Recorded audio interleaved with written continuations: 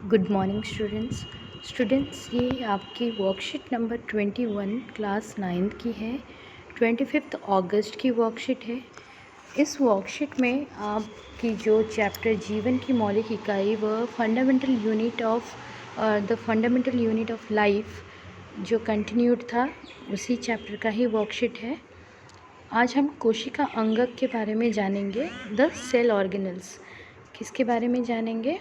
Cell organelles के बारे में जानेंगे। तो बच्चों, इसमें आपको जीव द्रव्य व protoplasm, cytoplasm, then plasma membrane व प्लाज्मा झिल्ली, न्यूक्लियस और न्यूक्लियस के आसपास जितने भी आपकी कोशिका अंगक हैं उनके बारे में थोड़ा बहुत जानेंगे। और beside this you will also know about the difference between your plant cell and animal cell।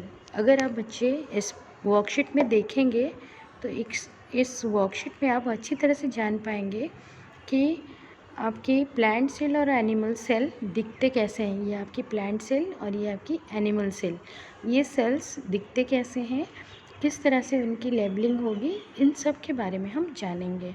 तो बच्चों, जीव द्रव्य क्या होता है? जीव द्रव्य व प्रोटोप्लाज्म कहने से हम क्या समझते हैं?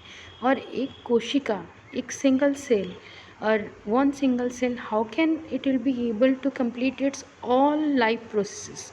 एक कोशिका सभी जैविक क्रियाएं कैसे कर पाती है? ये आपके मन में भी ये प्रश्न ज़रूर उठेगा। ये जो प्रश्न आपका दिया गया है, हम जानते हैं कि हर कोशिका के कम से कम 3 गुण व भाग अवश्य होते हैं। We know very well that each and every cell is having 3 parts like plasma membrane, nucleus and your cytoplasm, जिसे हम हिंदी में प्लाज्मा झिल्ली, केंद्रक और कोशिका द्रव्य कहते हैं। तो बच्चों, कोशिका में प्लाज्मा झिल्ली से घिरा हुआ एक तरल पदार्थ होता है जिसे कोशिका द्रव्य कहते हैं, जिसे हम साइटोप्लाज्म कहते हैं।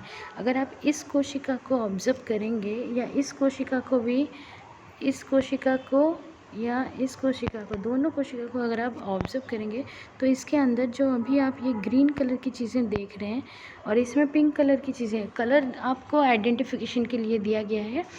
डोंट थिंक कि इसी कलर में ही चीज़ें हैं। तो ये जो आपके ग्रीन कलर के सब्सटेंस आप पूरी चारों तरफ फैला हुआ देख रहे हैं, और यहाँ पे पिंक कलर की जो चीज़ें, मतलब पिंक कलर की एक जो पूरी फैला हुआ है, उसे हम कोशिका द्रव्य व साइटोप्लाज्म कहते हैं। कोशिका द्रव्य में केंद्रक के अलावा कई सूक्ष्म संरचनाएं होती हैं जिन्हें कोशिका अंगक कहते हैं, व cell organelles. So besides your cytoplasm so many other microorganelles are there that they are known as your cell organelles। Eukaryotic कोशिका के बारे में आप पहले भी पढ़ चुके हैं। तो यूकैरियोटिक कोशिका में अंतर्द्रवी जालिका, बच्चे ये नाम सारे आप याद रखेंगे। अंतर्द्रवी जालिका, गल्जी उपकरण, लाइसोसोम, प्लास्टिड रसदानी तथा माइटोकॉन्ड्रिया मुख्य कोशिका अंगक हैं।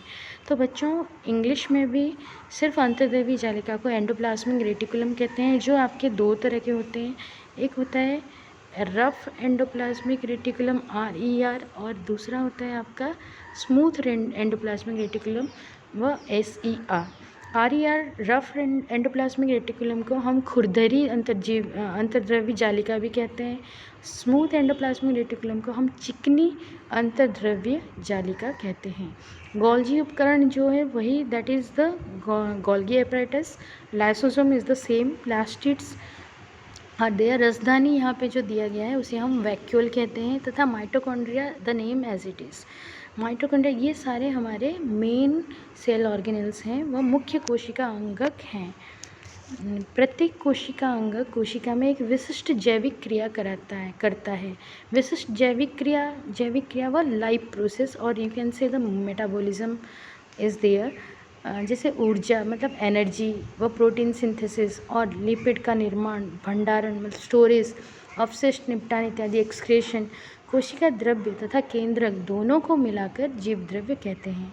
कोशिका द्रव्य हमारा क्या बन गया? साइटोप्लाज्म, केंद्रक न्यूक्लियस एवं ये जो आपकी कोशिका द्रव्य, देखिए इसमें देखिए तो ये आपकी बच्चों सॉरी, ये आपकी न्यूक्लियस है, ये वाला न्यूक्लियस है और उसके चारों तरफ आपकी ये जो चारों तरफ आपके साइटोप्लाज्म है। तो इसी न्यूक्लियस और साइटोप्लाज्म को मिला के हम इसी साइटोप्लाज्म और न्यूक्लियस को मिलाकर ही हम प्रोटोप्लाज्म कहते हैं, वह जीव द्रव्य कहते हैं। क्या कहते हैं? जीव द्रव्य। उपापचयी क्रियाएं क्या होती हैं? वह उपापचयी मतलब बच्चों मेटाबॉलिज्म, ठीक है, इसे हम मेटाबॉलिज्म कहते हैं। Okay, now check it out, इसे हम मेटाबॉलिज्म कहते हैं। तो बच्चों मेटाबॉलिज्म व मेटाबॉलिक प्रोसेस कहने से आप क्या समझते हैं? जीवों में जैविक क्रियाओं को करने के लिए कोशिका में विभिन्न प्रकार की रासायनिक क्रियाएं होती हैं, जिनमें या तो कोई पदार्थ बनता है जैसे प्रोटीन का निर्माण होना, या विघटित होता है जैसे ब्रेक डाउन होना।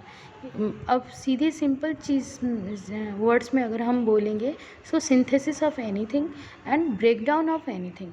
सो take the example of your photosynthesis. प्रकाश संश्लेषण प्रक्रम में क्या होता है कि चीज़ों का निर्माण होता है, और जब श्वसन प्रक्रम चलता है तो श्वसन में ग्लूकोज का विघटन होता है, जिससे हमें ऊर्जा प्राप्त होती है। तो जैसे ग्लूकोज से ऊर्जा का बनना, कोशिका में होने वाली सभी रासायनिक क्रियाएं उपापचयी क्रियाएं कहलाती हैं। हमारी कोशिका में जितने भी रासायनिक क्रियाएं होती हैं उन सबको हम उपापचयी क्रियाएं कहते हैं। वह सिंथेसिस प्रक्रम जितने भी होते हैं, ऑल दो synthesis reactions are known to be your metabolic reactions. All the chemical reactions that happen in cell or in the body is known to be your metabolic reaction or metabolism. तो बच्चों इसमें अगर आप ध्यान से देखेंगे तो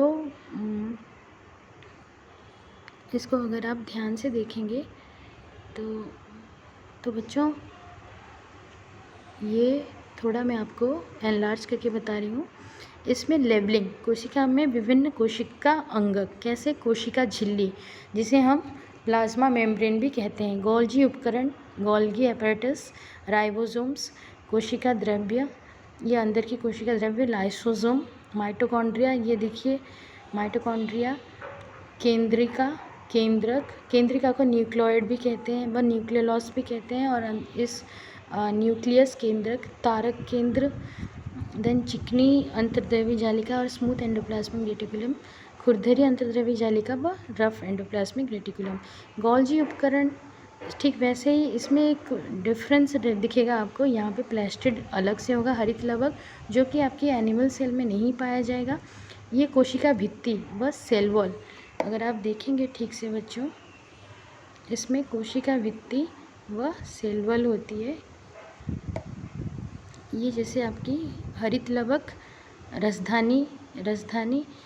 तो बच्चों ये जो रसधानी बहुत ही बड़ा वैक्यूल है। माइटोकॉन्ड्रिया, कोशिका द्रव्य, कोशिका भित्ति, कोशिका झिल्ली, गोल्गी उपकरण। अगर हम इस तरफ से देखेंगे तो ये आपकी केंद्रक, केंद्रिका, स्मूथ। अब बच्चों स्मूथ एंडोप्लाज्मिक रेटिकुलम और रफ मतलब चिकनी वाला कैसे, जिस पे जो एंडोप्लाज्मिक रेटिकुलम पे राइबोसोम्स का अटैचमेंट नहीं होगा, पर राइबोसोम्स लगे नहीं होंगे, हम उसको स्मूथ एंडोप्लाज्मिक रेटिकुलम कहते हैं, और जिसमें लगे होंगे उन्हें हम रफ एंडोप्लाज्मिक रेटिकुलम कहते हैं। और ये आपके गोल्गी उपकरण, ये बच्चों प्लास्टिड्स आपके हरित लवक जो स्प्रिंग इस तरह से रहती है, स्प्रिंग कलर में, अगर आप देखेंगे तो ये इस तरह से रह के एक आउटर कवरिंग रहता है, और इस तरह से ये स्प्रिंग की तरह रहती है।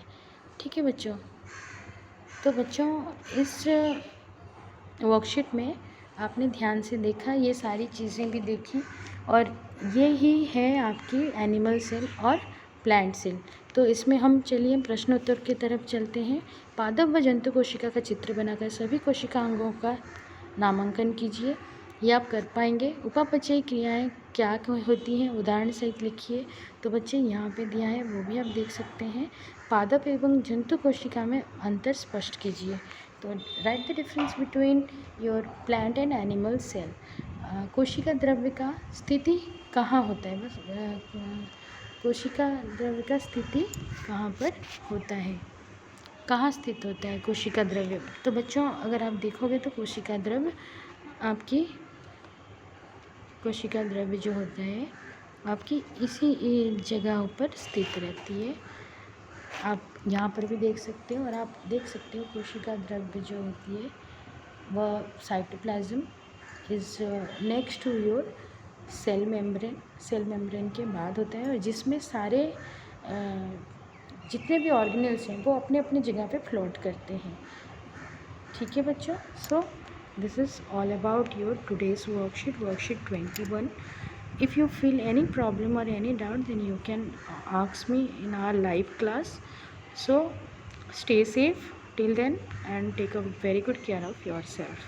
Okay बच्चों.